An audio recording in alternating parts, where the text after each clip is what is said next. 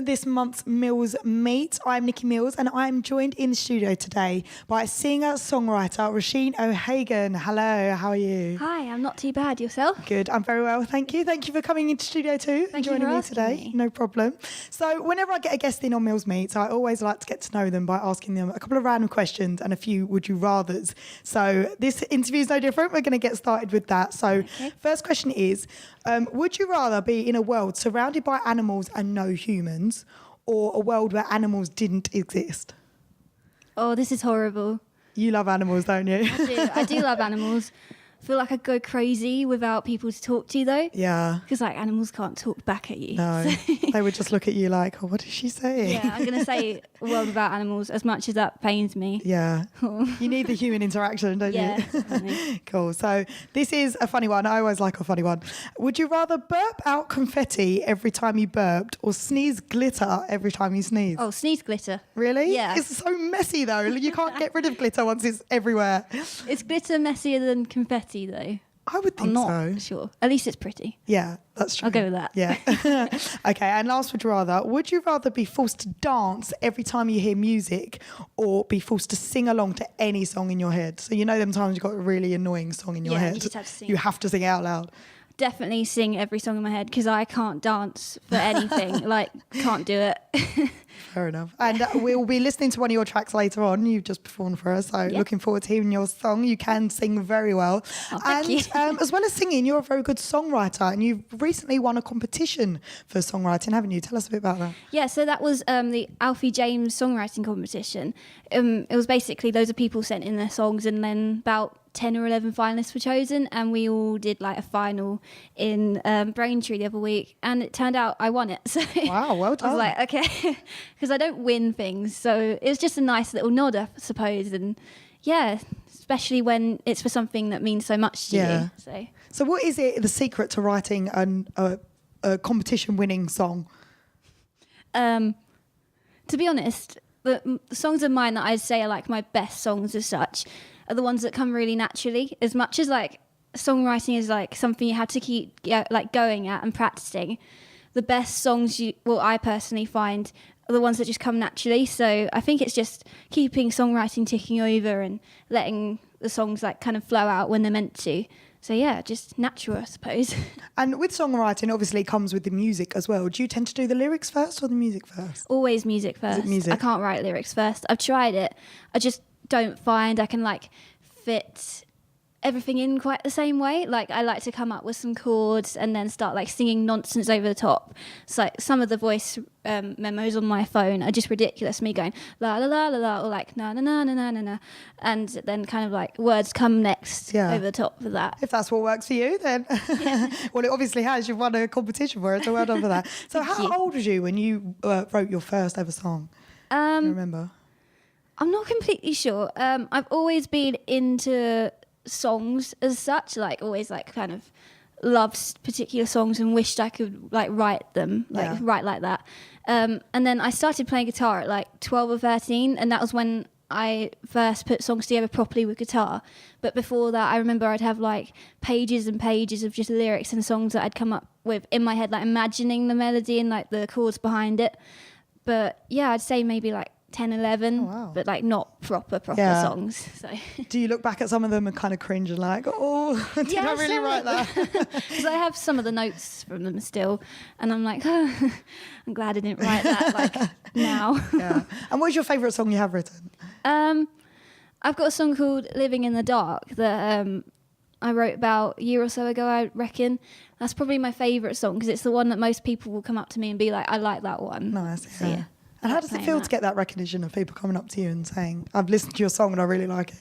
Well, it's really nice. Like, that's the main reason I go and gig and like share my songs and put them out, because like it's all good me writing them in my room and playing them myself, but I want to like say something to people in a song. Yeah. And it's the nicest thing when someone comes up to you and goes, that song meant something to me, or like I got that, or it spoke to me. And it's nice, yeah. Is it hard to relate to people in your songs? Well, I don't always write songs that are like personal to me. Like sometimes I'll think of certain bits of a song that kind of stem from my own situations, but then make a story out of it. And So like I find it quite funny sometimes people say to me, oh, I understood what you said in this song, it's like a situation I went through, but it's actually a completely different situation to what I wrote it about. But it's nice that people can take something else from it. So. It's cool to hear that you write from other people's point of views as well and other situations, because a lot of people just write sort of from their situations, but you relate to others by thinking about what other people are like in that situation as well. Yeah, like I like thinking of particular scenarios and thinking like, what if I was like that character in that scenario, and like trying to make it a bit more dramatic than it maybe is. So yeah. Sounds good. So you're a storyteller as well as a songwriter. I like trying anyway. So do you often get writer's block, and if you do, how do you get past it? I think I just try not to stress about it. Like, I can quite easily sit down and think, oh, I haven't written a good song in, like, I don't know, a few weeks. But it's no good trying to force it. So I just try and write little bits here and there. Even if it's no good, then it's fine. I've just been practicing. That's whatever. And the song will come when it comes. And just don't try and worry about it too much, to be honest. I like your positivity, that even if you're writing something and it's not very good, at least you're writing, at least you're practicing. It's like a muscle experience. that you have to keep like exercising. Yeah, kind of. definitely. Now, back in 2017, we had an interview at a local festival, and I asked you questions about like who you're influenced by, and Taylor Swift was a big one at the time, and you said you would love to write a song for her. Are you still sort of got that taste, or has it changed? Has it matured in any way? I could say a lot about Taylor Swift, to be honest, because like, well, there's a lot about her, I suppose. I'm still a ginormous fan of like her old stuff, especially, and I'll listen to it all the time.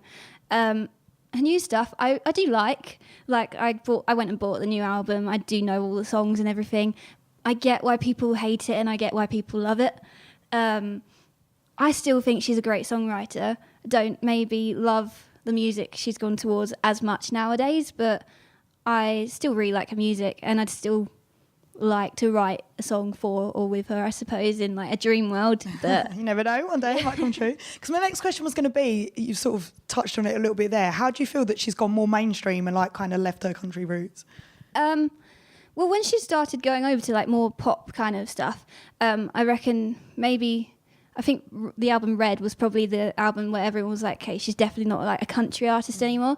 I remember thinking at the time, oh, this will be her label pushing her towards that. She'll like do this for a bit and then go back to her roots. And maybe that will still happen, but maybe it's just that move was meant to happen for her, and she's obviously like a really different person from when she first put out Fearless at like 16 years old or something. Like she's obviously going to change loads.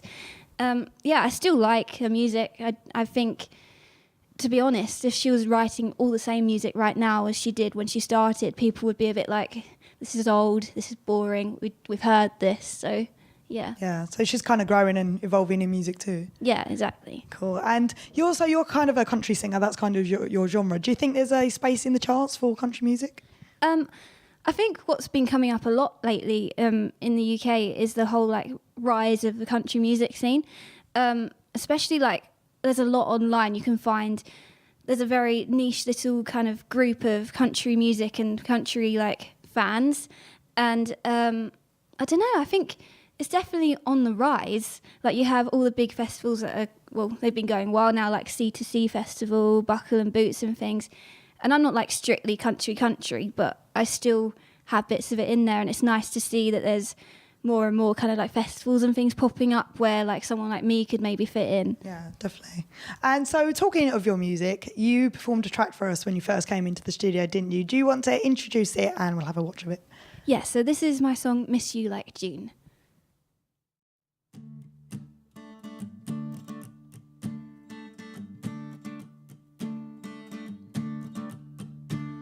You've got an old soul, I've got a light heart. Fell down a foxhole in June, out on your own road, stuck in a heat wave, took on the whole world with you. Autumn was hazy, took me right into November, and then I started sinking all the way to the winter, and it faded.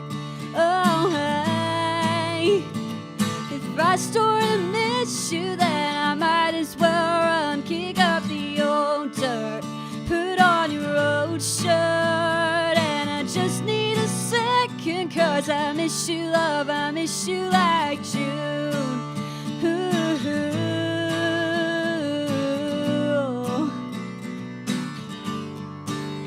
You took the highway, we learned the hard way, just what a heartache can do. And in the late nights, even the dark nights, nothing else works like we do. Head in the summer till the evenings got darker, I was lost in a song until the seasons got colder and it faded. Oh, hey. If I sort of miss you, then I might as well run, kick up the old dirt, put on your old shirt, and I just need a second, 'cause I miss you, love, I miss you like June. Ooh, I miss you, love, I miss you like June.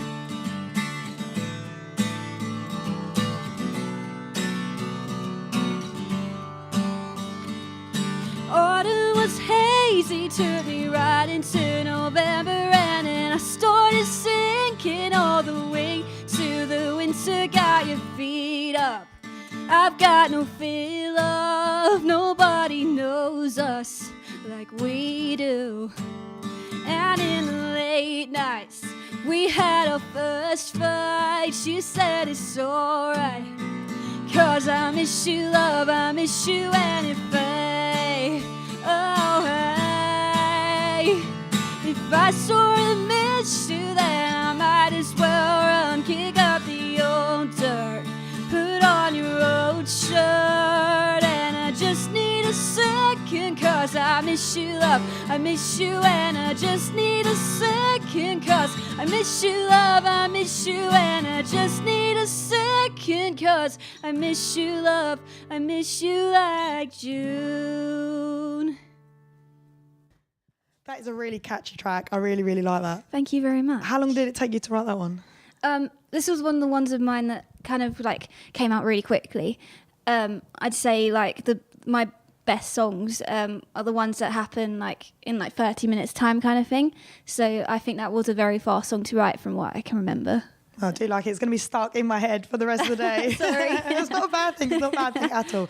So as well as writing songs, you are a very busy girl with gigs, aren't you? You've been doing loads at the moment. How do you get booked for these? Do you sort of ring the places and get booked, or do they ring you? I think it's all down to like building kind of relationships with local promoters and venues and things. I've been gigging since I was 12, 13-ish. Wow. It's not like I've just kind of like come out and been like, I've got all these gigs. It's just kind of who you know, I suppose.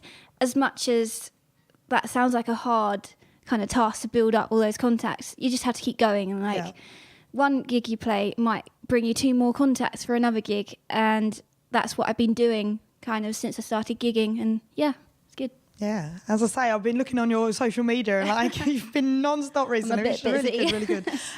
So we were talking earlier about how you connect with people through your songs. How do you connect with a live audience, and when you've got people watching you, is that quite daunting for you, or do you kind of get a buzz from it? I think I'd say I do get a buzz from it. I don't get nervous as such about playing a song to someone. It's more like I get nervous about, is my throat going to be that bad that day? I enjoy playing my songs to people and like trying to get a reaction out of them. So I'd say the worst thing is when you're playing to a group of people in like a busy place and no one's listening, because you're trying to like sing this really like deep song and everyone's just like oh, that must be quite disheartening as well, when you're like, you've put so much effort into that and people are just not listening. It definitely can be. Like when I was first starting to gig, I think it did get to me quite a lot when that happened, but for every gig that happens, there's going to be a gig where there's a bunch of people that really appreciate the songs you're singing. And now if it happens, it's just, you move on, it's fine. You kind of like build a bit of a thick skin about it, and that's not a bad thing. It's just kind of keep going. Yeah, it's just how it is, isn't it? And some people say they when there's a big audience, they prefer it, because when it's a smaller audience and you can see them, it's more intimidating. Oh, yeah. Do you agree with that? Yeah, I do agree with that actually. I've played some gigs where there's like quite a few people in the crowd, but like you maybe can't see them all because of the lights, and like maybe some of them are talking. It's not that intimate a gig, and that can be like absolutely fine. And then other gigs I've played where it's like people all sat around you on the floor or something, and it's like 15 people maybe, and that is actually really daunting because like they're right up close to you and they're listening to everything, and you've actually got to like focus. Like not that I'm not anyway, but you got to kind of put everything into it a bit more. Yeah. Yeah. And do you play in front of your family a lot to kind of like practice and new songs and stuff? I'll play like new songs to my parents and stuff. Like normally what will happen is if I'm writing a new song, they'll hear me like playing it in my room. And, like by the end of the day, they'll be like, go on then, play it to us. And they're a good kind of like judge of a song. Like when I come and sit down in front of them and play it, like, what do you think of this? I kind of get a good idea of whether that's going to be a song I do something with or not. Are they quite honest then? Have they ever gone, oh, yeah. no, don't put that one out? Oh, yeah. Some songs, my mum especially, will be like, nah, not your best. But other times she's like, this one, like, I love this one. And she's like singing it all day. So it's nice to have someone being totally kind of honest about it, because I wouldn't want to put a song in my set if it's maybe not the best one I could put in. Yeah, not up to your best. Well, that's good. Good parents to have. And do you have any new material coming out soon? I've actually been recording a single. It was myself and Adam Falkingham that have put this all together, actually. We've just been kind of slaving away at it, just home recording it. And it's a song called Drive, which I wrote a year or so ago, I'd say, maybe a bit more.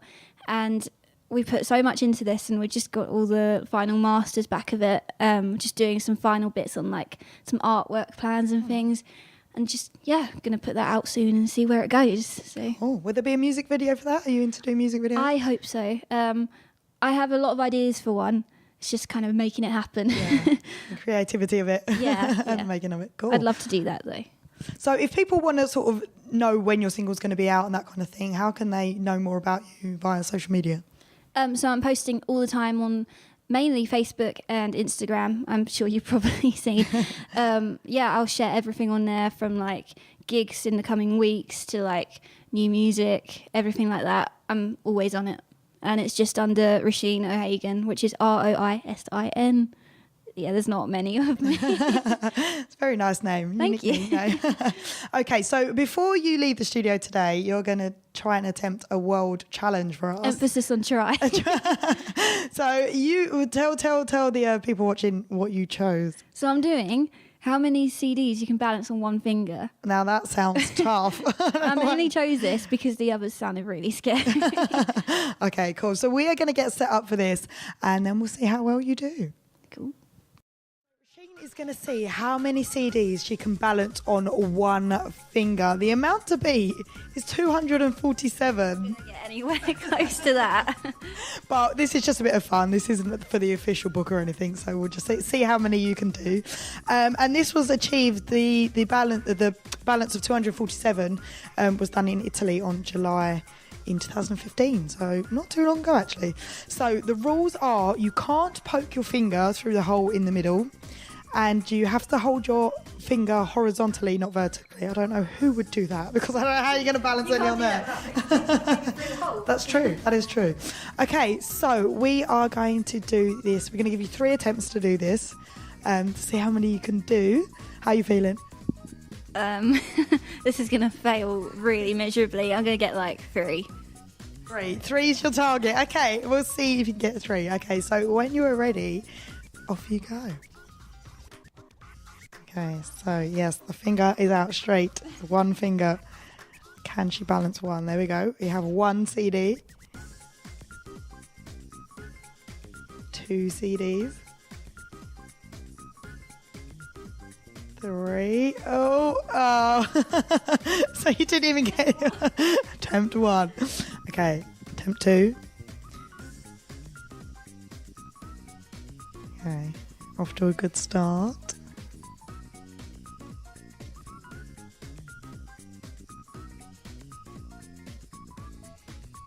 We're on 10. We're on... Oh, so close. Double digits. I was about to say that before they all then fell down. Okay, so we'll clear these up. Okay, so you got one more attempt. How are you feeling about this? Well, I got 10, so that's better than I was hoping for originally. So you've built up your confidence now. Kind of. Okay, so this is the last go. So when you're ready, see if we can beat 10.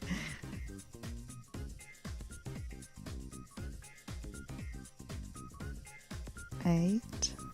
Oh, it's wobbling. Oh, you're good save. Oh. Oh.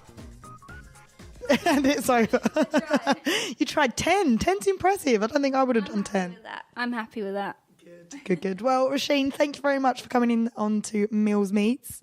Thank you very much for having me. No problem. And I will see you guys next month when we have our next guest.